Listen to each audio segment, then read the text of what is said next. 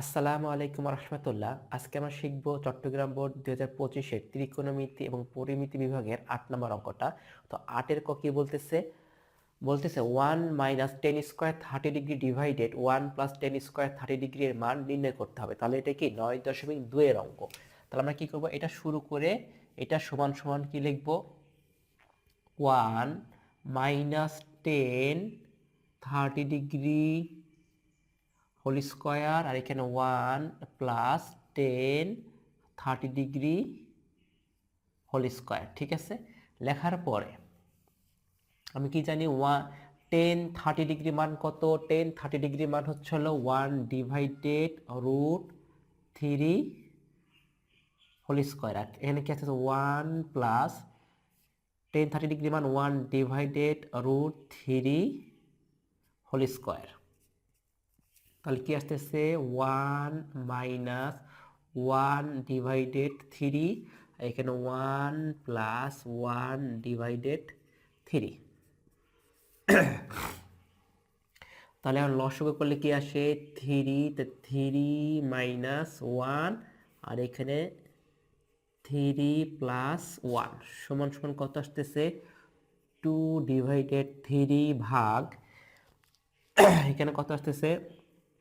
4/3 সমান সমান কি লিখতে পারি? 2/3 গুণ করলে কি হয়? মান উল্টায় যায়, তাহলে 3 3 কাটা, আর এখানে 2 2 কাটলে 1, আর নিচে থাকে 2। তাহলে উত্তর কত আসতেছে? উত্তর আসতেছে হাফ, 1/2। এটাই কি আমার 8-এর কয়ের উত্তর। এখন আসো আমরা খ নম্বর অঙ্কটা সমাধান করি। কি বলতেছে? একটি ঘরের ছাদের কোনো বিন্দুতে ওই বিন্দু থেকে, আচ্ছা তাহলে একটা ঘরের ছাদ আছে, সেই ছাদের কি বলতেছে? কোনো বিন্দু থেকে 15 মিটার দূরের ভূতলস্থ একটি বিন্দুর অবনতি কোণ।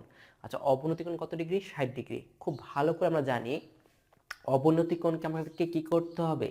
কনভার্ট করে উন্নতি কোণে কনভার্ট করতে হবে। ঠিক আছে, তাহলে আমি একটা কল্পনা করো, আর আমি এটা খুব ভালো করে জানি এটা কি ত্রিকোণমিতিক অধ্যায়। ত্রিকোণমিতিক অধ্যায় বলতে সাধারণত কি বোঝায়? ত্রিকোণমিতিক অধ্যায় বলতে বোঝাচ্ছে তোমার কি একটা সমকোণী ত্রিভুজ তৈরি করা লাগবে। তাহলে আমি কি করি? প্রথমে একটা সমকোণী ত্রিভুজ তৈরি করি। ঠিক আছে, এই হলো আমার সমকোণী ত্রিভুজ। ঠিক আছে, আচ্ছা এটা দিলাম 90 ডিগ্রি। আচ্ছা, তাহলে আমি খুব ভালো করে জানি যে এইটা হচ্ছে হলো ভূমি, এটা লম্ব এবং এটা অতিভুজ কিভাবে এই কোণের সাপেক্ষে। আচ্ছা, এখন আমি এটা খুব ভালো করে জানি অবনতি কোণ। অবনতি কোণ কিভাবে তৈরি হয় আমি জানি। অবনতি কোণ হচ্ছে ত্রিভুজের বাইরে তৈরি হবে। তাহলে অবনতি কোণ কোথায় তৈরি হবে? ত্রিভুজের বাহিরে। আচ্ছা, ত্রিভুজের বাইরে হবে, ভালো কথা। এখন এখানে কি বলতেছে? কোন একটা ঘরের ছাদ।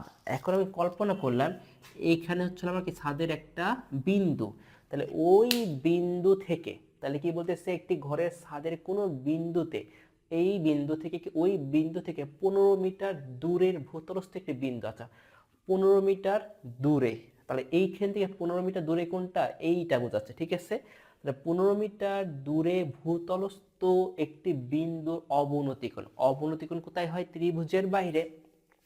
তাহলে কোথায় তৈরি হবে?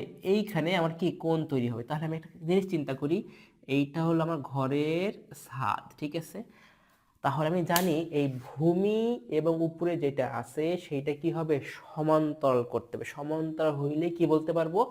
এইখানকার যে অবনতি কোণ, এই অবনতি কোণ কত ডিগ্রি আছে? 60 ডিগ্রি আছে। তাহলে আমাকে কি করতে হবে? এই ত্রিভুজের ভিতরে আনতে হবে। ঠিক আছে, তাহলে কি হলো?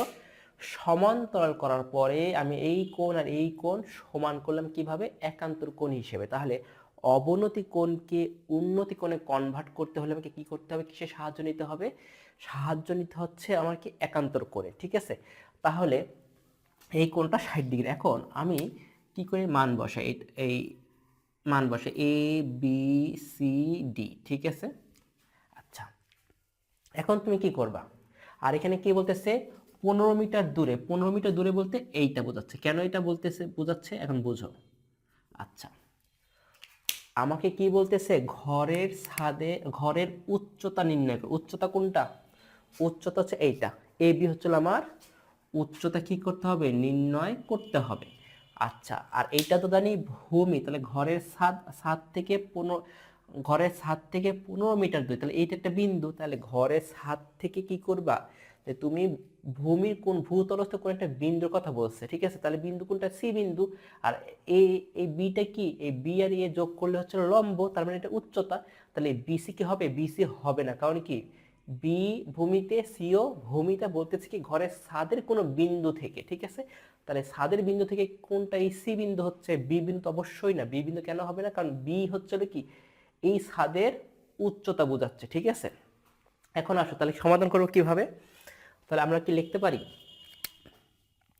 যে এ ডি সমান্তরাল বিসি এবং এসি হলো ছেদক, ঠিক আছে? এইটা লেখার পরে এখন আমি কি করব, কোণ DAC equal ACB equal 60 degree, ঠিক আছে? আচ্ছা, আবার একে কি লিখতে পারি, এসি ইকুয়াল 15 মিটার। আচ্ছা, কি বের করতে হবে, ঘরের উচ্চতা। তাহলে মনে করি ঘরের ঘরের উচ্চতা এ বি ইকুয়াল 8 মিটার, ঠিক আছে? তাহলে এখন এটা কি একটা সমকোণী ত্রিভুজ, তাহলে লিখতে পারি ত্রিভুজ এ বি সি হতে, আচ্ছা তাহলে এ ত্রিভুজ এ বি সি এইভাবে লিখে সমকোণী সমকোণী ত্রিভুজ এ বি সি হতে পাই, ঠিক আছে? আচ্ছা, কি পাই, এখন দেখো তুমি খুব ভালো করে জানো, যদি তুমি আমার আগের ভিডিওগুলো দেখে থাকো 9.1-এ সবসময় বলে থাকছি, যখনই তুমি কি করবে একটা সমকোণী ত্রিভুজ আঁকা বা ত্রিকোণমিতিক অঙ্কের বেলায়, তখন তোমার অবশ্যই কাজ হচ্ছে কি এই কথাটা উল্লেখ করা, সাইন কস টেল লতি ভূতি লব, ঠিক আছে? এখন দেখো আমার কিসের মান বের করতে হবে, এইচ এর মানটা বের করতে হবে, ঠিক আছে? এইচ এর মান কি বের করে, এটা কি লম্ব, এই কোণের সাপেক্ষে এটা লম্ব, এটা ভূমি, তাহলে এইটা কি আমার অতিভুজ, আর বের করতে হবে লম্ব। লম্ব এবং অতিভুজ কোথায় আছে, লতি কোথায় আছে, দেখো লতি আছে কত, সাইনে। তাহলে আমি কি লিখতে পারি যে sine A C B equal লতি লম্ব বাই অতিভুজ, তাহলে এ বি বাই এসি। তাহলে সাইন এসি বি এর মান কত, সাইন 60 ডিগ্রি, তাহলে সাইন 60 ডিগ্রি। এ বি এর মান হচ্ছে 8, আর এসি এর মান কত, 15, ঠিক আছে? তাহলে সাইন 60 ডিগ্রি মান কত, √3/2 সমান সমান এইচ ডিভাইডেড 15, ঠিক আছে? তাহলে কি লিখতে পারি, 2h ইকুয়াল 15/√3। তাহলে তাহলে h সমান সমান কত আসবে, 15√3/2, ঠিক আছে? এখন আসো আমরা গ নম্বর অঙ্কটা সমাধান করি। কি বলতেছে, একটি গাছ ঝড়ে এমনভাবে ভেঙে গেল যে এটি অবিচ্ছিন্ন ভাঙা অংশ দণ্ডায়মান অংশের সাথে 30 ডিগ্রি কোণ করে গাছের গোড়া থেকে 11 মিটার দূরে মাটি স্পর্শ করে। এখন কথা হচ্ছে, যদি আমি এইভাবে প্রশ্নটা পড়ে সমাধান করতে যাই, তাহলে দেখা যায় সেক্ষেত্রে আমাদের কাছে অনেকটা অঙ্কটা খুব কঠিন মনে হবে। এখন একটা জিনিস খুব সিম্পলি চিন্তা করো, সেটা হচ্ছে এই যে অঙ্কটা, একটা গাছ ঝড়ে একটা গাছ কি ভেঙে গেছে। এখন এই জিনিসটা চিন্তা করে, এটা কোন অধ্যায়ের অঙ্ক, এটা ত্রিকোণমিতিক অধ্যায়ের অঙ্ক। আর ত্রিকোণমিতিক অধ্যায়ের অঙ্কে কীভাবে সমাধান করতে হয়, সবগুলো হচ্ছে কি সমকোণী ত্রিভুজ। তাহলে আমি একটা কাজ করি, তাই একটা সমকোণী ত্রিভুজ আগে অঙ্কন করে নিই, ঠিক আছে? তাহলে আমি একটা সমকোণী ত্রিভুজ অঙ্কন করি, ঠিক আছে? আচ্ছা, তুমি এখন যে জিনিসটা আছে, এতটুকু অংশটা কি তুমি ভুলে যাও, ঠিক আছে? আমি এতটুকু অংশ কি আপাতত ভুলে যাও, তাহলে কি এটা সমকোণী ত্রিভুজ। তাহলে আমি লিখতে পারি এটা এ, এটা বি, এটা সি। ঠিক আছে, এখন আসো প্রশ্ন পড়ি। একটি গাছ ঝড়ে এমনভাবে ভেঙে গেল যে এতটুকু পর্যন্তই থাকার চেষ্টা করি আগে। ঠিক আছে, একটি গাছ ঝড়ে এমনভাবে ভেঙে গেল যে, তার মানে গাছটা কি অবস্থায় আছে? গাছটা, এখন চিন্তা করো সমকোণী ত্রিভুজের কথা চিন্তা করো। সমকোণী ত্রিভুজের এটা লম্ব, এটা ভূমি, এটা অতিভুজ অবশ্যই কি এই সি কোণের সাপেক্ষে এটা লম্ব, এটা ভূমি, আর এটা কি অতিভুজ। ঠিক আছে, এখন কি বলছে, একটা গাছ ঝড়ে এমন ভাবে ভেঙে গেল, তার মানে গাছটা কি সমকোণী ত্রিভুজের লম্ব, তাই না? তাহলে ঠিক আছে, তাহলে একটা গাছ ঝড়ে এমন ভাবে ভেঙে গেল যে, তার মানে কি এই বি হচ্ছে একটা গাছের উচ্চতা। ঠিক আছে, ধরে নিলাম। তারপরে কি এটির অবিচ্ছিন্ন ভাঙা অংশ, এটার একটা গাছ ঝড় হয়েছে, কি করছে, এটির অবিচ্ছিন্ন ভাঙা অংশ। অবিচ্ছিন্ন ভাঙা অংশ মানে কি, কথাটা বাদ দাও, তাহলে কি বিচ্ছিন্ন ভাঙা অংশ। তাহলে ভাঙা অংশ কোনটা? তাহলে একটা গাছ ছিল, তাহলে এ বি একটা গাছ ছিল, কিন্তু এ বি কে না করে কি বলতেছি, এই ডি বললাম। তাহলে বলতে পারি বিডি একটা গাছ, সেই গাছের কি অবিচ্ছিন্ন ভাঙা অংশ। এই যে এইটা ভাঙা অংশ মানে কি বিচ্ছিন্ন হয় নাই। এই অবিচ্ছিন্ন ভাঙা অংশ কি করছে, দণ্ডায়মান অংশের সাথে, দণ্ডায়মান বলতে কি বোঝাচ্ছে, এই বি গাছটা, এই বি এই এই পর্যন্ত এই বি গাছটা কি আছে, ঠিকঠাক আছে, কিন্তু এই বিন্দুতে গাছটা ঝড়ে ভেঙে পড়ছে। ভেঙে গিয়ে কি করছে, 30 ডিগ্রি কোণ উৎপন্ন করছে। 30 ডিগ্রি কোণ কোথায় উৎপন্ন করছে, এইটা হলো কথা। একটা জিনিস চিন্তা করো, গাছ যখন ঝড়ে ভেঙে যায়, ওই ভাঙা অংশ কোথায় যাবে? ভাঙা অংশ তার উপরে চলে যাবে না, ভাঙা অংশ অবশ্যই মাটিতে স্পর্শ করবে। তাহলে বলতে পারি এই গাছটা ভেঙে হয় বামে পড়বে আর নয় ডানে পড়বে। তাহলে আমি কি করছি, ডানে যত সমকোণী ত্রিভুজ আঁকাইছি, সেই ক্ষেত্রে এই ভাঙা অংশটা কি করছে, ভূমির সাথে, ডান সাইডে ভূমির সাথে, ভূমিকে স্পর্শ করছে। আচ্ছা ঠিক আছে, তাহলে স্পর্শ করলে কি এখানে একটা কোণ উৎপন্ন হয়। এই কোণটা কত ডিগ্রি বলতেছে, এই কোণটা হচ্ছে হলো 30 ডিগ্রি। কেন বলতেছে, দেখো লেখা আছে কি দণ্ডায়মান, এই দণ্ডায়মান কোণটা এই অংশের সাথে 30 ডিগ্রি কোণ উৎপন্ন করছে। করার পরে কি করছে, গাছের গোড়া, আচ্ছা এখন বিডি যদি গাছ হয়, তাহলে গোড়া কোনটা, বি বিন্দু। কি বলতেছে, গাছের গোড়া থেকে 11 মিটার দূরে মাটি স্পর্শ করে, তার মানে কি বিসির দূরত্ব কত, বিসির দূরত্ব হলো 11 মিটার। ঠিক আছে, আচ্ছা স্পর্শ করে, স্পর্শ করার পর কি বলতে, গ নাম্বার সম্পূর্ণ গাছের দৈর্ঘ্য নির্ণয় করা। সম্পূর্ণ গাছ কোনটা, বিডি। এখন আমি কি বলতে পারি, এডি হচ্ছে কি ভাঙা অংশ, আর এবি হচ্ছে কি দণ্ডায়মান অংশ।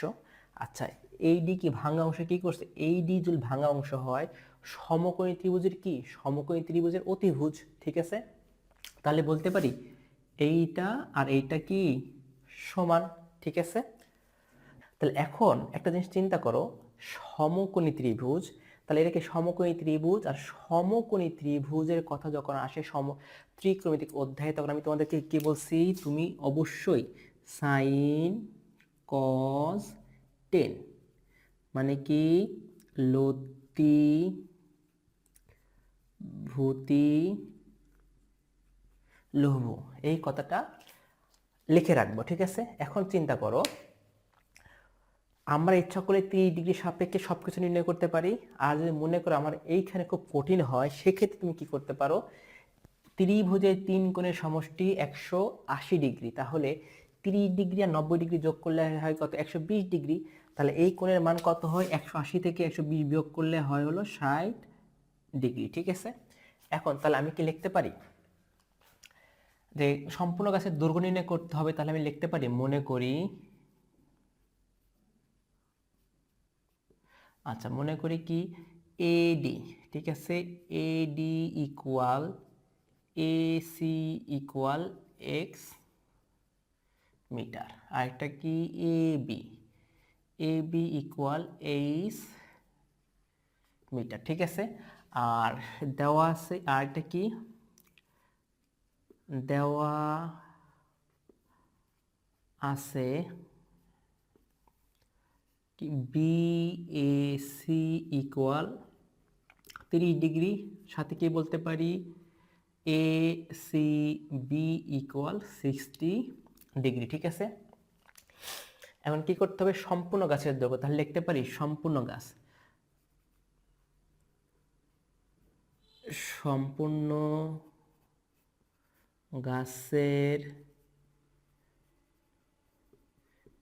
গাছের দৈর্ঘ্য কত, বিডি ইকুয়াল হচ্ছিল কি এডি যোগ এবি, ঠিক আছে।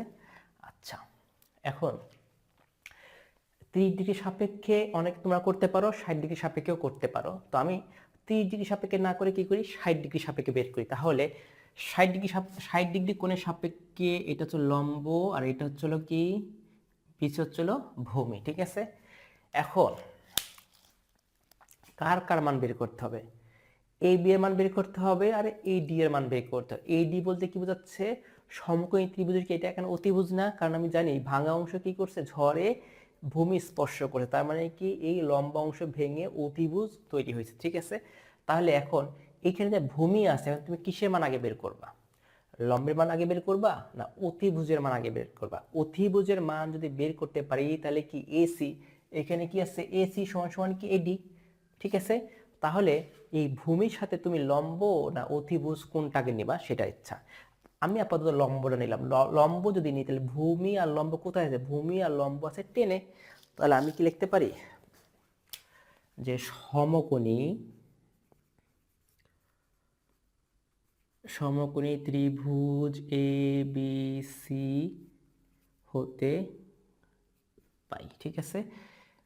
আচ্ছা, তাহলে কি 10, তাহলে 10 এ সি বি ইকুয়াল লঘু লঘু, ঠিক আছে। আচ্ছা, তাহলে 10 এ সি বি হচ্ছে কত ডিগ্রি, 10 60 ডিগ্রি সমান সমান এ বি এর মান কত, এ বি এর মান মনে মনে ধরছিল আমি এইচ, আর বি সি এর মান হচ্ছিল 11। তাহলে 10 60 ডিগ্রি মান কত, √3, তাহলে এইচ ডিভাইডেড 11। তাহলে আর গুণ করলে কত হয়, এইচ সমান সমান 11√3 মিটার। আচ্ছা, তাহলে কি এ বি এর মানটা আমি পেয়ে গেছি, ঠিক আছে। এ বি এর মান পাইছি, এখন এডি এর মান দরকার। এডি মানে কি, এসি, তাহলে অতিভুজ। এখন আবার লিখতে পারি যে আবার কি সমকোণী ত্রিভুজ এ বি সি হতে পাই। আচ্ছা, অতিভুজ, তাই না? তাহলে ভূমির সাথে অতিভুজ অথবা লম্বের সাথে অতিভুজ, যেইটা খুশি নিতে পারো, ঠিক আছে। তাহলে এখন আমি কি করি, অতিভুজের সাথে লম্বই নিই, ঠিক আছে। তাহলে লতি বা লতি কোথায় আছে দেখো তো, লতি আছে আমার সাইনে, তাহলে লিখতে পারি sine A C B equal লতি এ বি বাই এসি। আচ্ছা, তাহলে সাইন এ সি বি এর মান কত, সাইন এ সি বি এর মান হচ্ছে 60 ডিগ্রি সমান এ বি এর মান কত, এ বি এর মান হচ্ছে হলো এখন পাচ্ছে 11.11√3, তাহলে 11√3। এসি এর মান তো নাই, এসি এর মান কি ধরছি আমি মনে মনে এক্স। তাহলে সাইন 60 ডিগ্রি মান কত, √3 ডিভাইডেড 2 সমান সমান 11√3 ডিভাইডেড এক্স। তাহলে এখন কি করো, আর গুণ করো, তাহলে কি আসতেছে x√3 সমান সমান 22√3। তাহলে x ইকুয়াল 22√3 ডিভাইডেড √3। তাহলে কাটাকাটি করলে কত আসে, 22, ঠিক আছে। তাহলে x এর মান কত পাইলাম, 22। এখন x এর মান যদি পাই তাহলে এখানে আমি কি লিখতে পারি, যে এখন এটা লেখার পরে লিখবো কি সম্পূর্ণ গাছের দৈর্ঘ্য বিডি সমান সমান এডি প্লাস এবি। নিচে লেখার পরে কি করব, এডি এর এডি মানে কি, এডি হচ্ছে হলো এক্স, আর হচ্ছে হলো বিডি এবি মানে কি এইচ। তাহলে এক্স এর মান কত, 22, এইচ এর মান কত, 11√3। এখন ক্যালকুলেশন করলে কি আমার উত্তর 41.05 মিটার। এটাই কি আমার উত্তর, গ এর উত্তর।